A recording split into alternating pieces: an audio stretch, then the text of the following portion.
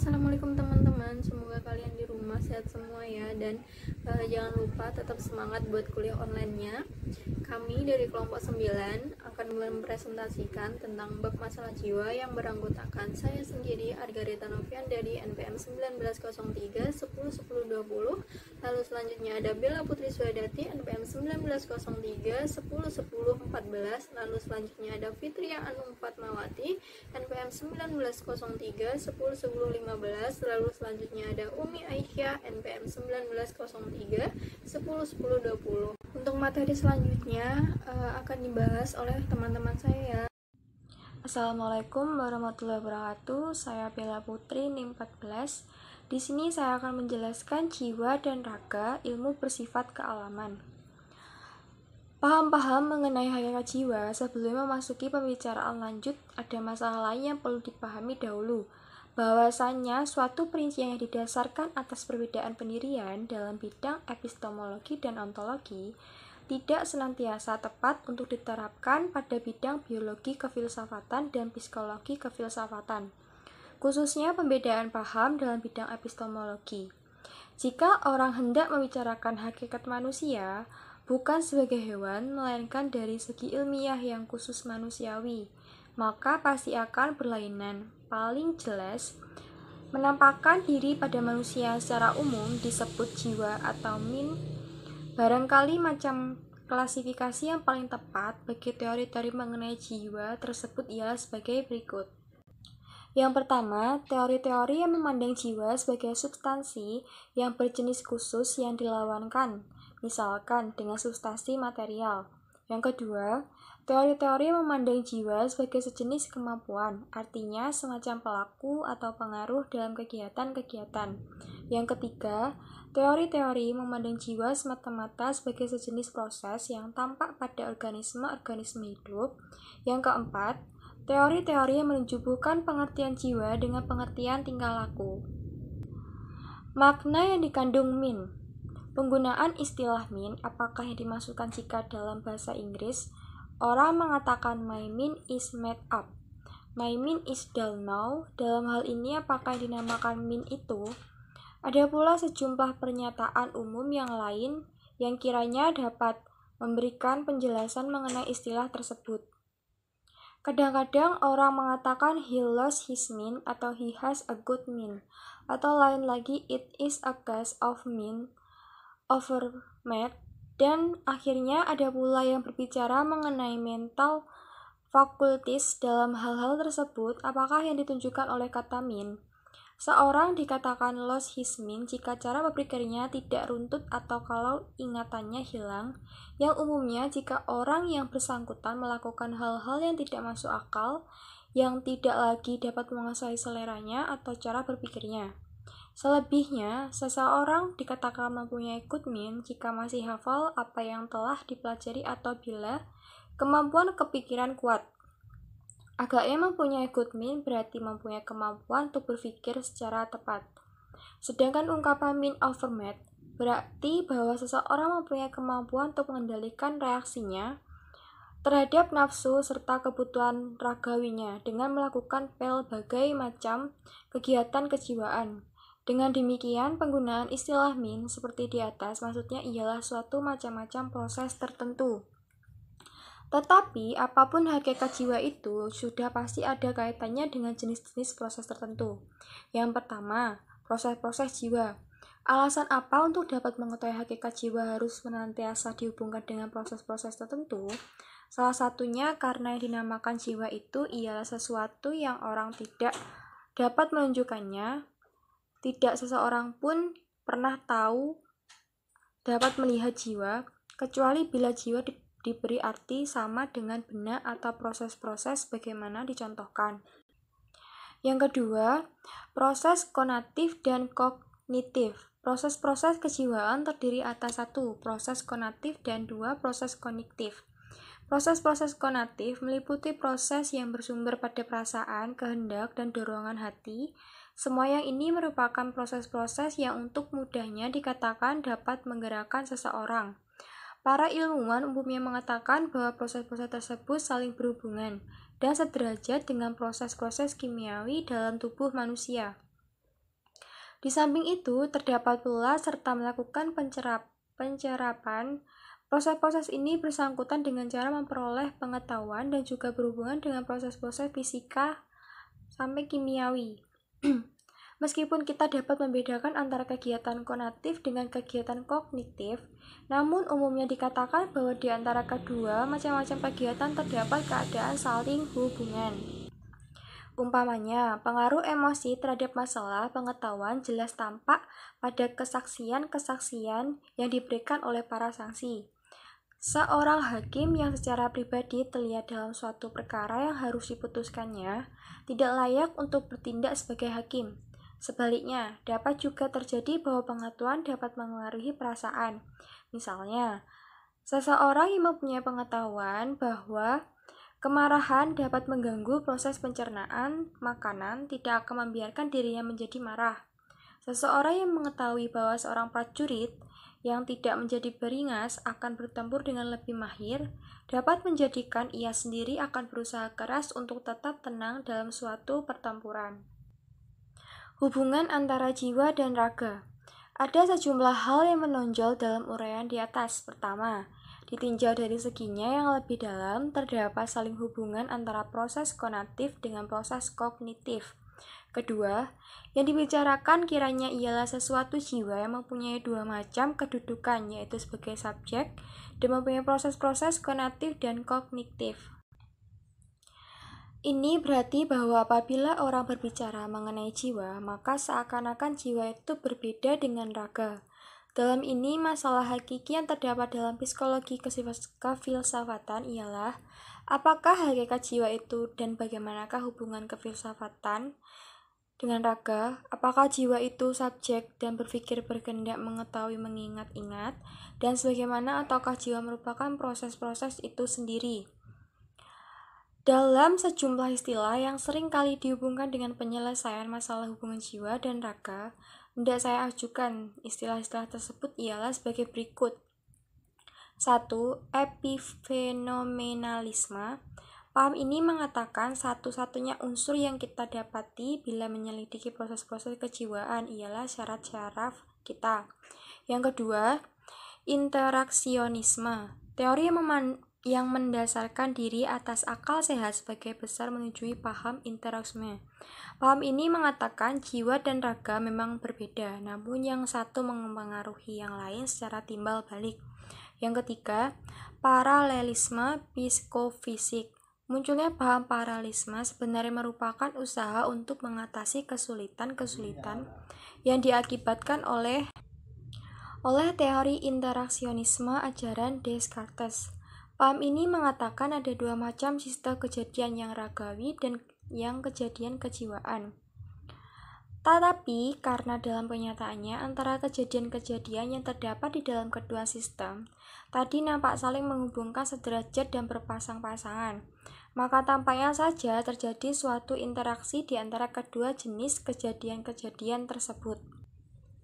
Selain itu, penyelidikan juga banyak dilakukan dalam usaha menarik suatu hubungan antara kualitas-kualitas fisik dengan sifat kejiwaan yang dipunyai oleh seseorang. Kita mengetahui pula bahwa ada hubungan yang sangat erat antara gangguan-gangguan pada kelenjar dengan pertumbuhan seseorang. Penyelidikan mengenai hubungan antara jiwa dengan raga dalam istilah para ilmuwan modern disebut psikosomatika. Beranjak dari uraian-uraian di atas, agaknya telah jelas bahwa jiwa dan raga bertautan dalam batas tertentu. Tetapi bagaimanakah cara terjadinya teori-teori, apakah yang dapat memberikan keterangan mengenai kenyataan tersebut? Sekian, terima kasih. Assalamualaikum warahmatullahi wabarakatuh. Saya Fitri Anung Fatmawati akan menjelaskan tentang teori-teori yang dapat memberikan keterangan mengenai kenyataan jiwa dan raga. Yang pertama ada jiwa sebagai substansi. Pengaruh jiwa terhadap tindakan manusia. Andaikan Anda dapat menyetujui pendirian yang mengatakan bahwa jiwa dan raga merupakan jenis-jenis hal yang terpisah satu dengan yang lain, maka timbul pertanyaan, apakah yang dinamakan jiwa itu? Barang siapa jatuh cinta, pasti mengetahui bahwa cinta dapat merupakan gabungan keseluruhan dari proses konatif dan proses kognitif yang dapat dalam tingkatan yang sadar dan yang bawah sadar. Ide dan nafsu-nafsunya. Lapisan paling bawah, jiwa manusia terdiri dari nafsu-nafsu bawaan. Dua di antaranya mempunyai peranan yang penting sekali, libido atau nafsu kelamin dan nafsu agresif. Nafsu-nafsu tersebut terdapat jauh di dalam yang bawah sadar dan merupakan bagian jiwa yang oleh Freud disebut ide. Sesungguhnya, apa yang dinamakan libido atau nafsu kelamin hendaknya tidak diberi arti yang terlalu sempit. Freud mengatakan anak kecil pun melakukan hal-hal yang bersifat seksual, tetapi tidak seperti yang dilakukan oleh orang-orang dewasa. Memang, sebagian besar contoh-contoh yang diberikan oleh Freud untuk menjelaskan libido bersifat seksual dalam arti yang lazim, sehingga orang merasa tidak tahu pasti bagaimana cara penggunaannya yang tepat. Namun, kiranya banyak yang menyetujui bahwa dalam pertumbuhan seksual terjadi suatu proses pematangan sejak masa awal anak-anak sampai dengan penjelmaan yang penuh pada orang-orang dewasa. Dorongan untuk menjelmakan nafsu-nafsu tersebut merupakan prinsip-prinsip penggerak perbuatan manusia. Freud menamakan prinsip kenikmatan. ID merupakan tempat kedudukan nafsu-nafsu tersebut yang selalu berusaha menyembul ke permukaan tingkat kesadaran, sehingga dapat terjelma. Nafsu-nafsu tersebut bersifat menggebu-gebu, tidak runtut, dan saling bertentangan. Dan seandainya semua terjelma dan dapat dipuaskan, namun akan menyebabkan seseorang senantiasa berada dalam kesulitan berhubungan dengan orang-orang lain, masyarakat, dan bahkan diri sendiri. Ego. Usai menyimak keterangan-keterangan di muka, mungkin Anda bertanya, jika memang demikian halnya, mengapa saya tidak mengetahuinya? Maka saya tidak menyadari adanya nafsu-nafsu tersebut. Freud menjawab, sepanjang perjalanan evolusi berkembanglah apa yang dinamakan ego atau aku yang memegang peranan penting dalam menyalurkan serta menjaring nafsu-nafsu. Sesungguhnya, ego tersebut merupakan hasil terjadinya pertentangan atau prinsip dengan kenyataan yang terdapat dalam suatu ruang dan waktu tertentu. Ego meliputi hampir segenap kesadaran manusia dan bertugas melakukan penyaringan terhadap nafsu-nafsu yang diizinkan muncul dari ide, dan juga bertugas menekan kembali nafsu-nafsu yang bersifat merusak. Selanjutnya, superego. Ketika manusia mengalami kemajuan dalam kehidupannya, ia tidak hanya berhasil mengembangkan cara-cara untuk menghadapi kenyataan, melainkan melalui masyarakat ia telah menetapkan seperangkat kaidah serta cita-cita yang merupakan bagian dari segi kehidupan kejiwaan manusia yang oleh Freud disebut superego. Superego ini juga merupakan sejenis perantara yang menghubungkan ID dengan perangkat cita-cita yang dipunyai seseorang. Bagaimana Freud sampai dapat mengetahui semua ini? Dalam arti tentu, memang Freud tidak mengetahui halnya sama sekali. Ia hanya mengajukan hipotesa untuk memberikan penjelasan mengenai tingkah laku mereka yang berpenyakit syaraf dan cara-cara penyembuhan yang kiranya dapat diterapkan, yang didasarkan atas hasil-hasil penyelidikan psikoanalisa, yakni dengan cara meningkatkan kepada para penderita penyakit syaraf mengenai apa yang sebenarnya diharapkannya. Ada sementara orang menginginkan agar kita secara hati-hati meletakkan garis pemisah antara teori Freud dengan cara-cara penyembuhan yang diajarkannya. Tetapi dalam bab ini, saya tidak akan membicarakan masalah tersebut. Kiranya lebih tepat apabila kita mengajukan pertanyaan berikut ini. Seandainya kita dapat menerima hipotesa Freud bahwa jiwa manusia terdiri dari 3 bidang tersebut di atas, yaitu ID, ego, dan superego, yang di dalamnya terdapat segenap kegiatan jiwa manusia berupa dorongan-dorongan konotatif serta proses-proses kognitif. Maka, bagaimana cara jiwa tersebut mempengaruhi raga? Jawaban untuk itu sama sekali tidak jelas. Jika pada dasarnya nafsu-nafsu tersebut bersifat kejiwaan dan sekurang-kurangnya bukan tenaga material, maka dalam hal ini kita berhubungan dengan sejenis dualisme yang diajarkan oleh Descartes. Jika nafsu-nafsu tersebut dipandangi sebagai tenaga seperti halnya tenaga-tenaga yang lain, maka nafsu-nafsu tadi kehilangan sifat kewajibannya dan akan timbul suatu masalah yang sangat sukar untuk diatasi.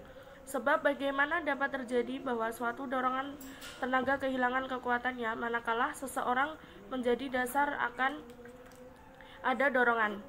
Dengan kata lain, dalam hal ini, teori Freud tidak dapat memberikan penjelasan mengenai cara penyembuhan yang dilakukannya, dan sekaligus juga tidak menjawab persoalan kefilsafatan masalah jiwa dan raga. Barang siapa jatuh cinta pasti mengetahui bahwa cinta dapat memaksa seseorang melakukan hal-hal yang ia sendiri sebenarnya tidak ingin lakukan.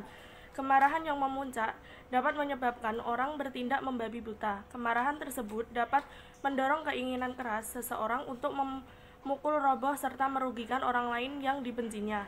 Dari kenyataan tersebut, nampak kiranya ada suatu kekuatan yang mendorong seseorang untuk melakukan hal-hal yang mungkin bertentangan dengan sikap yang akan diambilnya jika ia dapat mempertimbangkannya secara lebih baik. Warahmatullahi wabarakatuh. Saya Umi Aisyah, NIM 1903101019. Di sini saya akan menjelaskan mengenai jiwa sebagai kemampuan menurut Joseph Alecton. Bahwa yang akan kita bicarakan ialah jiwa seseorang dan bukannya jiwa metafisik. Tetapi kiranya penting untuk disadari bahwa bagi seorang idealis, sifat-sifat yang menjadi ciri-ciri jiwa perorangan juga merupakan sifat-sifat yang dipunyai oleh jiwa metafisik. Menurut penganut idealisme, seseorang dapat mengetahui sesuatu mengenai kenyataan dengan jalan menyelidiki jiwanya sendiri, atau dapat mengetahui sesuatu mengenai dirinya sendiri dengan jalan menyelidiki kenyataan. Sebagaimana telah dikatakan, salah satu alasan pembuktian bahwa jiwa merupakan sesuatu yang terdalam ialah terdapatnya makna dan nilai di alam semesta. Sedangkan makna dan nilai tersebut dianggap senantiasa diperuntukkan bagi jiwa. Saya bicarakan secara singkat garis-garis besar sejumlah pemikiran tentang hakikat jiwa yang dikemukakan oleh Joseph Alecton dirangkum dalam bukunya yang berjudul Man and the Cosmos. Yang pertama adalah jiwa manusia bersifat transspasial. Sebagaimana ungkapan yang digunakan oleh Alecton, jiwa itu bersifat transspasial atau mengatasi segenap ruang. Tentang hal ini kiranya menjadi lebih jelas bila kita memperhatikan sejumlah proses kejiwaan. Tempat rasa sakit terdapat pada suatu bagian raga kita dan dapat meliputi suatu lingkungan yang lebih besar atau lebih kecil. Tetapi bagi seorang ahli ilmu jiwa, sesungguhnya rasa sakit itu tidak terdapat di tempat yang kita rasakan, melainkan terdapat pada jiwa kita. Sudah tentu, yang dimaksudkannya ialah rangsangan tadi melalui susunan syaraf, kemudian dilanjutkan ke jiwa sebagai penerima rangsangan terakhir yang membuahkan rasa sakit. Dan yang kedua adalah jiwa adalah kemampuan merembes. Tetapi apakah dalam arti tertentu rasa sakit tersebut tidak dapat dikatakan terdapat di tempat yang dirasa sakit? Barangkali begitu. Dapat juga dikatakan jiwa kita seakan-akan mengembang ke bagian raga kita yang terasa sakit. Rasa sakit tersebut dikatakan terdapat di situ karena jiwa kita juga berada di situ. Tafsiran inilah mungkin yang dimaksudkan oleh Alecton jika ia mengatakan bahwa agaknya jiwa manusia itu dapat mengembang serta merembes. Tetapi jika kita berbicara mengenai kegiatan pikiran, agaknya kita bersangkutan dengan proses-proses yang sama sekali tidak menunjukkan bagian-bagian yang lain dari raga manusia.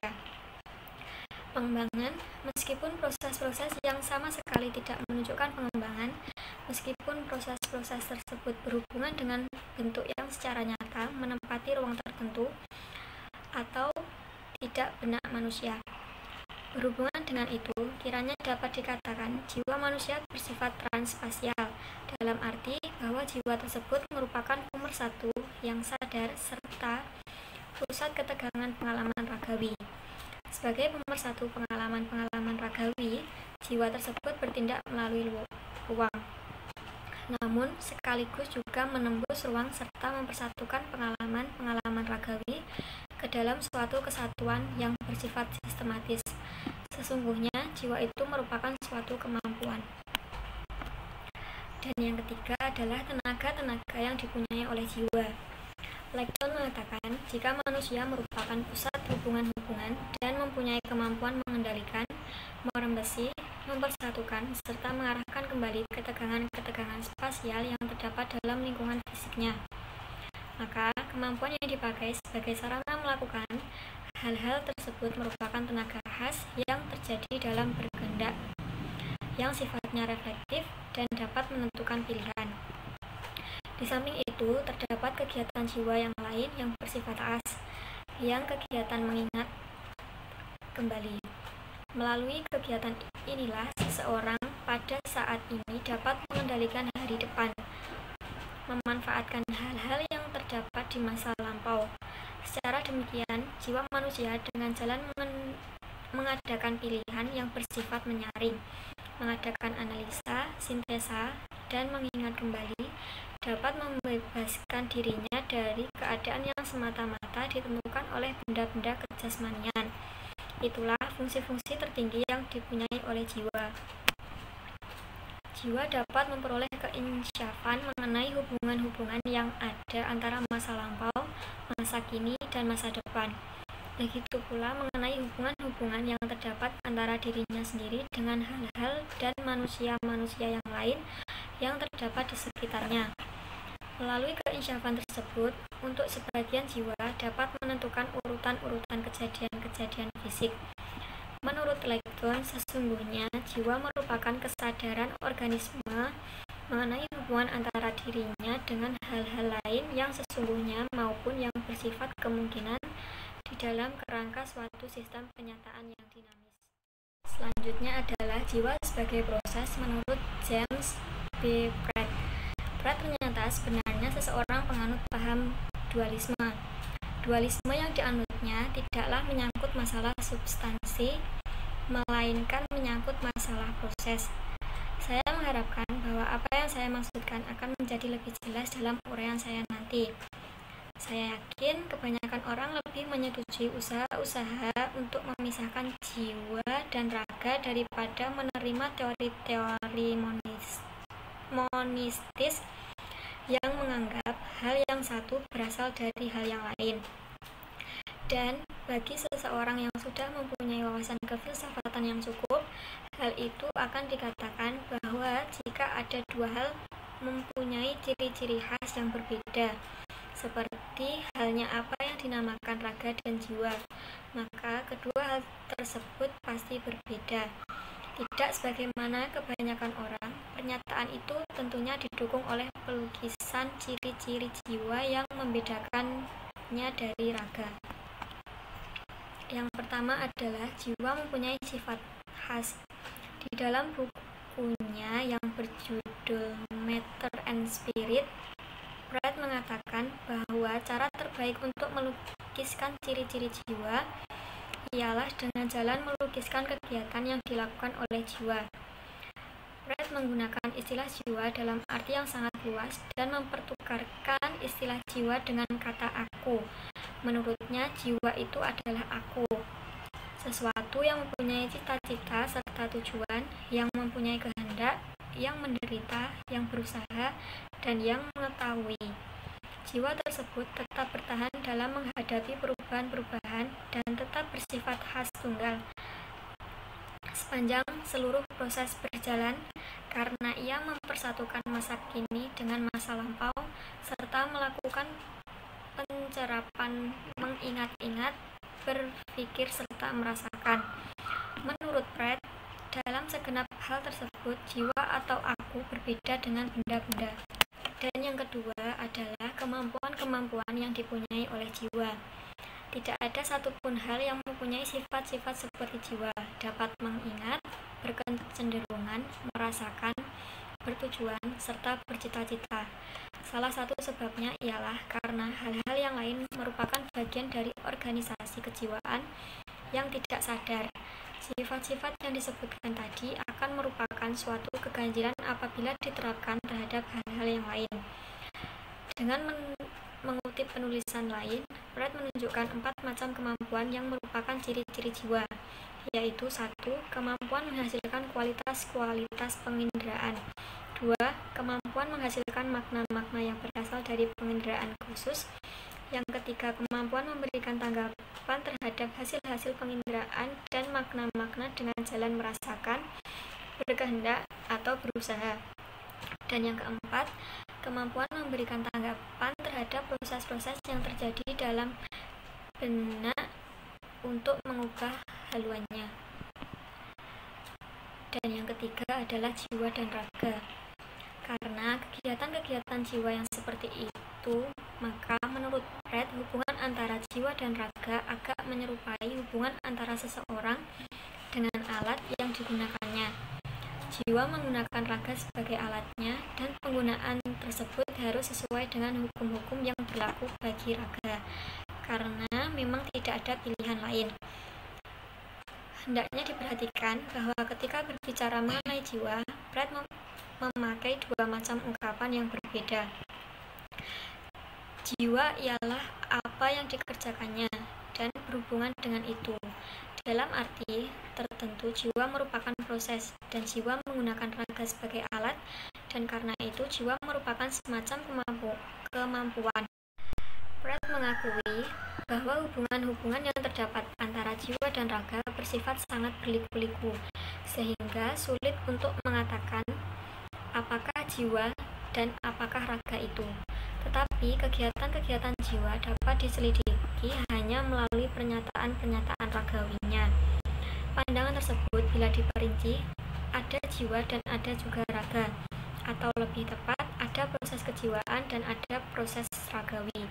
Dan dengan suatu cara tertentu, proses-proses kejiwaan menggunakan proses-proses ragawi sebagai alatnya.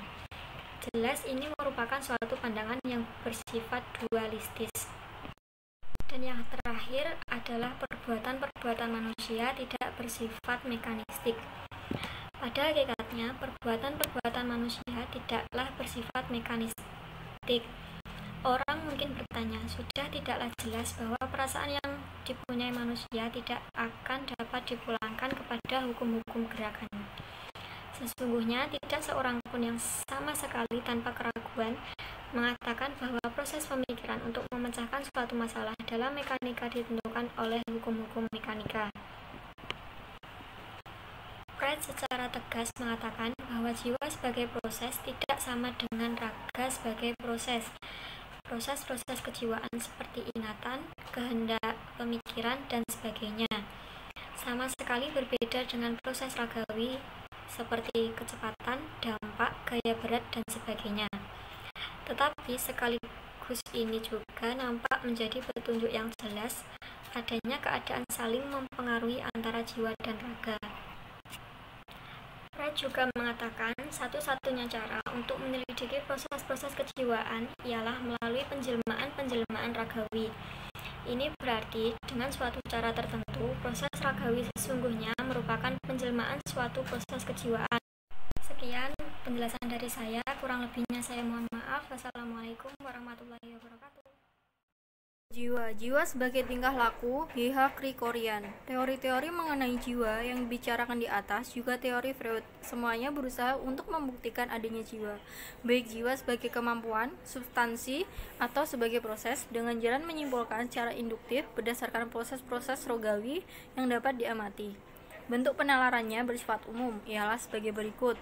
Adanya sejumlah gejala yang nampaknya tidak dapat dipulangkan kepada gejala-gejala ragawi. Karena itu, kiranya perlu menerima sebagai kenyataan adanya X yang mungkin sekali tidak dapat diamati agar orang dapat memberikan penjelasan mengenai gejala tersebut. Tetapi bahwa bukti-bukti bagi adanya jiwa dapat dalam peristiwa yang manapun akhirnya berupa penjelmaan-penjelmaan yang bersifat ragawi, maka orang dapat mendasarkan dirinya pada dua macam sudut pandang. Orang dapat mengatakan bahwa adanya jiwa sesungguhnya merupakan suatu hipotesa, atau orang dapat berpendirian bahwa ciri-ciri yang relevan dari hal-hal yang kita amati ialah ciri-ciri tentang apa yang kita namakan jiwa. Seandainya masalah ini didekati secara metodologi, kita mungkin mengajukan pertanyaan, bagaimana caranya atau dapatkah kita melakukan penyelidikan terhadap jiwa? Atau pertanyaan dalam bahasa menurut epistemologinya, bagaimana caranya kita dapat memperoleh pengetahuan mengenai jiwa? Jiwa ialah tingkah laku. Jika adanya jiwa dipandang sebagai suatu hipotesa, maka probabilitasnya hipotesa tersebut akan semakin tinggi bila akibat hipotesa tersebut ternyata dapat dibenarkan. Tetapi, bila hipotesa tersebut ternyata tidak diperlukan untuk memberikan penjelasan mengenai tingkah laku manusia, maka masalah adanya jiwa tersebut menjadi tidak relevan dan bahkan dapat dikesampingkan. Selanjutnya, jika segenap bahan keterangan dan pengandaiannya yang relevan dapat diperoleh tanpa hipotesa dan dapat diperoleh sekedar dengan jalan melakukan penyelidikan terhadap penjelmaan-penjelmaan yang berupa tingkah laku, maka dalam hal ini sekali lagi adanya jiwa merupakan suatu anggapan yang tidak diperlukan. Begitu pula jika orang menerima prinsip metodologi yang mengatakan bahwa apa saja yang pada dasarnya tidak dapat diamati pasti tidak mungkin ada, maka sekali lagi jiwa harus ditolak. Baiklah, kini kita menambah satu hal lagi pada pertimbangan yang berkenaan dengan cara memperoleh pengetahuan mengenai jiwa melalui pengamatan atas respon-respon ragawi. Menurut Krikorian, jika ada respon yang dikatakan bersifat kejiwaan, maka terdapatlah suatu reaksi yang bukan hanya ditunjukkan terhadap rangsangan sebagai objeknya, melainkan juga terdapat makna rangsangan tersebut. Nampak adanya keterangan yang pragmatis dalam teori ini, karena maka senantiasa didefinisikan dalam hubungannya dengan akibat-akibat. Respon terhadap akibat-akibat yang sudah diramalkan sebelumnya berbeda macamnya dengan respon yang diakibatkan oleh misalnya ketukan pada lutut. Dalam kaitan ini sesungguhnya jiwa ialah respon yang telah diramalkan sebelumnya. Sebagai kemampuan memperoleh pengetahuan, jiwa merupakan ramalan tentang akibat-akibat yang ditimbulkan oleh rangsangan baik dalam kaitannya dengan pengalaman-pengalaman hasil penerapan maupun dalam hubungannya dengan simbol bahasa atau sebagai bagian suatu sistem jiwa. Akhirnya, jiwa sebagai kemampuan memperoleh pengetahuan yang menggambarkan suatu kesiapan melakukan perbuatan dalam hubungannya dengan suatu hasil yang sudah diharapkan. Hasrat-hasrat yang juga sudah diramalkan sebelumnya dan tujuan merupakan tujuan yang dibayangkan. Dalam hal ini, kita dapat lebih dari sekedar kesiapan. Kini kita dapati kecenderungan mewujudkan tujuan. Lalu selanjutnya, sejumlah keberatan yang dapat diajukan. Mau tidak mau, orang akan mengajukan pertanyaan mengenai pandangan tentang hakikat jiwa tersebut di atas. Marilah kita lihat apa yang terjadi bila kita mengganti definisi yang dibuat oleh Krikorian mengenai jiwa yang terdapat dalam sejumlah kalimatnya yang menyangkut jiwa. Jika secara definisi jiwa merupakan sejenis respon yang telah diramalkan sebelumnya, maka apakah makna yang terkandung dalam ungkapan bahwa kesadaran diri itu ada sebagaimana banyak ungkapannya dinyatakan oleh Krikorian? Kiranya seluruh istilah yang digunakan berkisar antara analisa mengenai jenis-jenis respon yang keseluruhannya disebut jiwa, dengan semacam kemampuan yang memberikan respon dengan berbagai cara. Sekian presentasi dari kelompok kami. Apabila ada kesalahan, kami mohon maaf. Wabillahi taufiq wal hidayah. Wassalamualaikum warahmatullahi wabarakatuh.